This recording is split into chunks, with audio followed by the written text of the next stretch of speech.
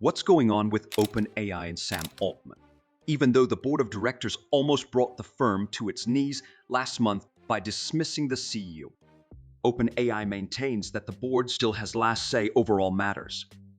As a result, Sam Altman and Greg Brockman, the president of OpenAI, lost their positions on the board, which means the company's leadership is no longer in charge. Beyond the nearly fantastical elements of this economic story, the OpenAI and Altman case serves as a symbol of the political and philosophical discussions that are currently raging among the AI community. After years in which the CEOs of tech behemoths like Google, Meta, Facebook, Instagram, and Apple were forced to temper their rhetoric in response to criticism of their influence and the consequences of their actions, the entrepreneur now aspires to represent the return of a messianic discourse in the industry. The controversy surrounding OpenAI has disrupted Altman's upward momentum. He was fired from the OpenAI project after being confronted with several unusual contradictions. He was condemned by some for acting too quickly and adopting a risky policy that went against the initial goals of the organization. With Microsoft's help, Altman ultimately won out and was put back on. But he now faces further difficulties with OpenAI. The sudden sacking of CEO Sam Altman by OpenAI's board of directors and his subsequent reappointment a few days later was not an isolated incident. Actually, the drama in the boardroom symbolized the long-simmering tensions within the organization that are finally coming to a head. After many turbulent days, Altman is now back in charge of the business, and a newly elected board of directors is laying out the future. However, the peculiar organizational structure of OpenAI is the primary cause of the disarray there. In 2015, Altman, Elon Musk, and others established OpenAI as a non-profit research facility.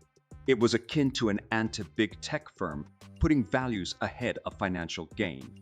However, two things occurred in 2018. First, Musk resigned from OpenAI's board of directors after claiming to have invested $50 million.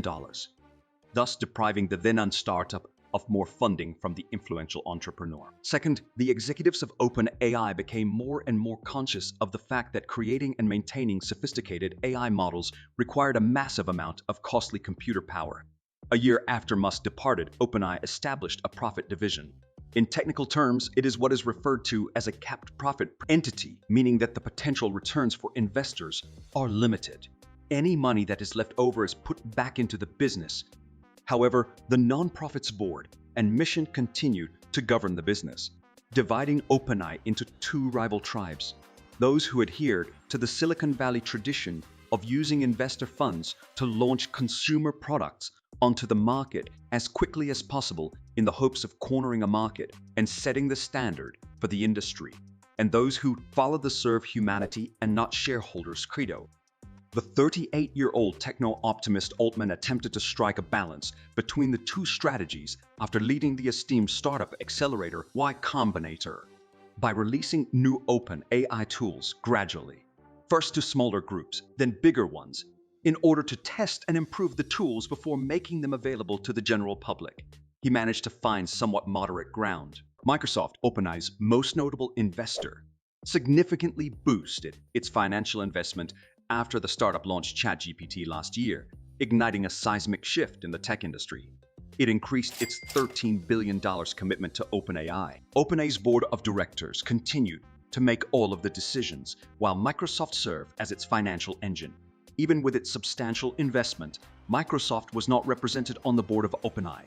All of this prepared the ground for Altman's abrupt termination from the business earlier this month.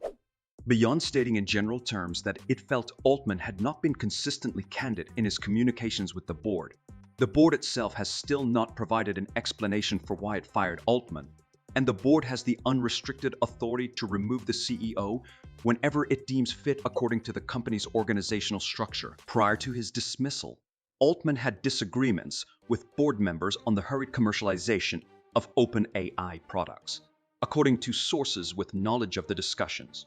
Board members questioned whether Altman was merely attempting to keep the company's leading position in the crowded and competitive field of generative AI development, or if he was taking the risk associated with AI products seriously enough. Robust AI poses several risks, including amplifying the dissemination of false information, causing a significant loss of jobs, and enabling dishonest people to impersonate others. Was Altman straying from OpenAI's original goals in an effort to grow the business and attract clients as quickly as possible? If so, did that mean he wasn't a good match to lead a nonprofit that was established to create AI products free from financial obligations? Regardless of the rationale behind the board's decision to fire Altman, neither Microsoft nor any other corporate leader could intervene. The dramatic gesture and subsequent reversal revealed the structural conflict at the core of OpenAI. In an anonymous letter amid the Altman controversy, former workers of OpenAI urged the board to look into whether Altman was prioritizing fundraising targets and commercial goods over the nonprofit's original aim. We implore you, the board of directors, to remain steadfast in your commitment to OpenAI's original mission and not succumb to the pressures of profit-driven interests. The letter reads, "The future of artificial intelligence and the well-being of humanity depend on your unwavering commitment to ethical leadership and transparency." At first, the board of OpenAI declined to consider the notion of Altman coming back.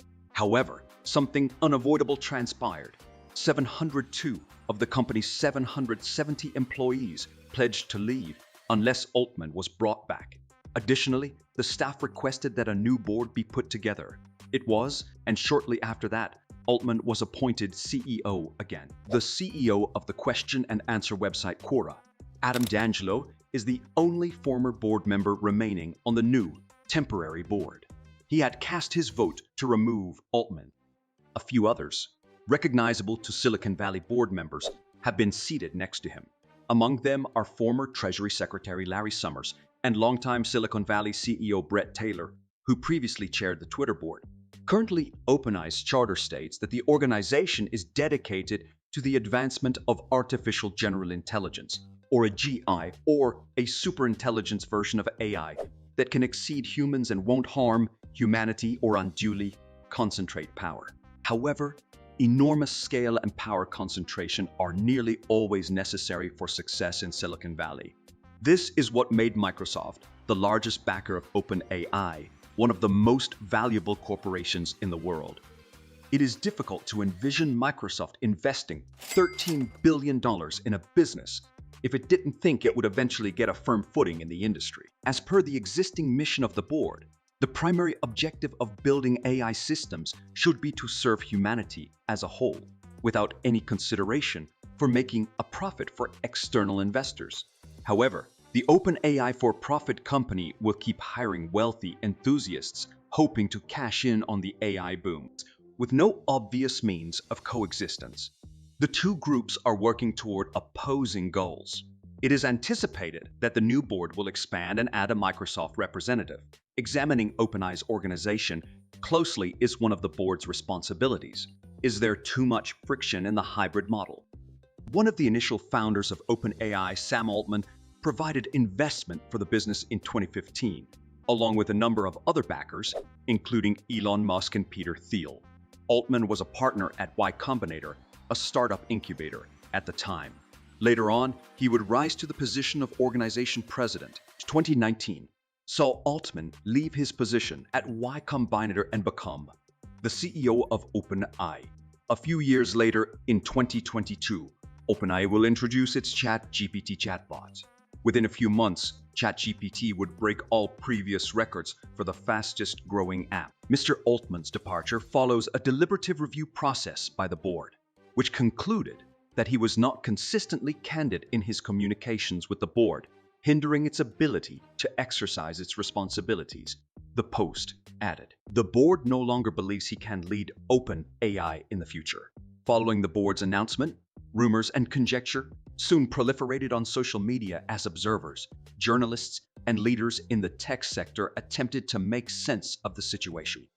Altman finally spoke out about X, the Elon Musk-owned platform that was formerly known as Twitter, not long after OpenAI's declaration. Even though Altman's post was devoid of specifics, it did reveal something about his perspective on the matter, possibly because he didn't feel that he had to run from his firing. That Friday evening, there was another shocking event. Along with Altman's announcement, the board also said that Greg Brockman, president and co-founder of OpenAI, would be leaving his position as chairman of the board. According to the board's statement, Brockman will continue to work for the company in his various capacities. That's all for today. If you like this video, please give us a thumbs up. Make sure to subscribe to our channel and hit the bell icon to receive notifications. Also, express your valuable thoughts in the comment section below. Until then, bye. Also, spend some time watching other videos on the channel.